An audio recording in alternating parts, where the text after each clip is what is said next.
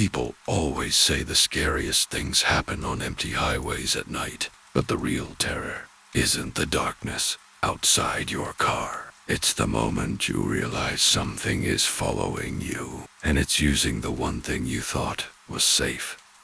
Light. My name is Jake. I live in a small town outside Reno, Nevada. Nothing special, just a place where the desert meets the mountains, and the nearest Walmart is 40 minutes away. I work night shift at a warehouse, so I'm used to driving home alone when the world is asleep. Most nights, it's peaceful, just me, the hum of the engine, and the endless black ribbon of Highway 50. But on October 17th, 2025, everything changed. It was a Friday. I got off at 2:30 a.m., tired, hungry, and ready for bed. About 20 miles outside town, my gas light came on. I cursed under my breath. There was only one station still open at that hour. Dilled Station at the junction of 50 and State Route 305, the kind of place that looks like it hasn't been updated since the 80s. Flickering neon sign, one pump, a bored attendant who never looks up from his phone. I pulled in, the tires crunching on gravel. The station's single overhead light buzzed and flickered like it was on its last breath. I swiped my card, started pumping, and that's when I noticed it. The light above me. It was moving. It was moving, not flickering, moving. Like someone was slowly turning it, pointing it directly at my car. Primera. Looked up. No one was there. The attendant was inside, head down. The light just shifted, aimed right at my windshield. I felt exposed, like it was watching me fill the tank. I finished quickly, got back in the car, and drove off. The light stayed on me for a few seconds longer than it should have, its beam stretching down the highway like it was reaching after me. I told myself it was just the wind moving the fixture, or my imagination after a long shift. I turned up the radio and kept driving, but the light followed, not the station light. Something else. A single bright point in my rear view mirror. Too high to be headlights, too steady to be a motorcycle. It stayed exactly the same distance behind me.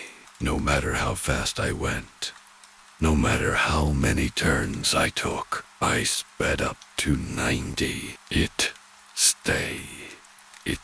I slowed to 40. It stalled. Always the same size in the mirror. Always the same height, like it was floating. By the time I reached the edge of town, my hands were shaking on the wheel. I pulled into the parking lot of the 24-hour diner on Main Street just to see what would happen. I turned off the engine, looked in the mirror. The light was still there, hovering at the edge of the lot, bright and unblinking. No car, no pole, just light. I sat there for 10 minutes. It didn't move closer. It didn't move away. It just watched. I drove the last mile home faster than I ever have. Pulled into my driveway. Killed the lights. Run inside. Locked the door. Checked every window. The light was gone. I thought that was the end of it. Primera. Why wrong? The next night, I came home.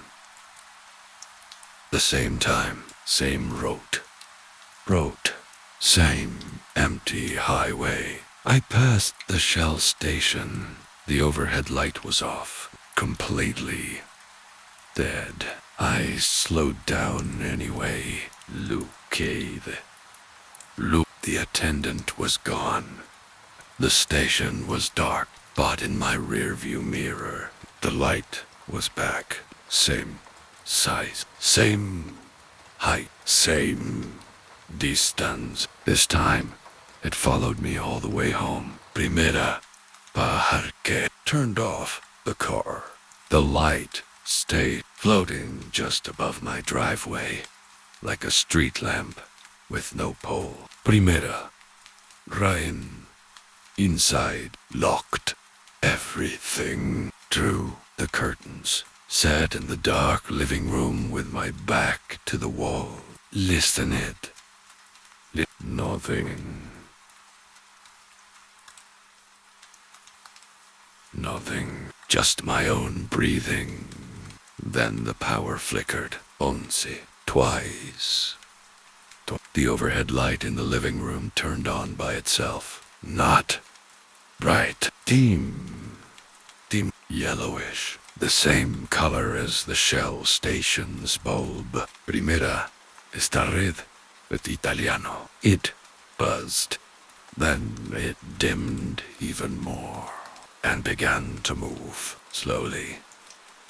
Cuando Shomasiera across the ceiling toward me. Primera escríame, threw a pillow at it. The light didn't flinch. It kept coming lower, now hovering just above my head. I could feel the heat, the faint smell of burning dust.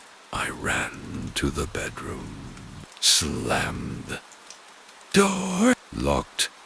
Italiano crouched in the corner. The buzzing followed through the door under.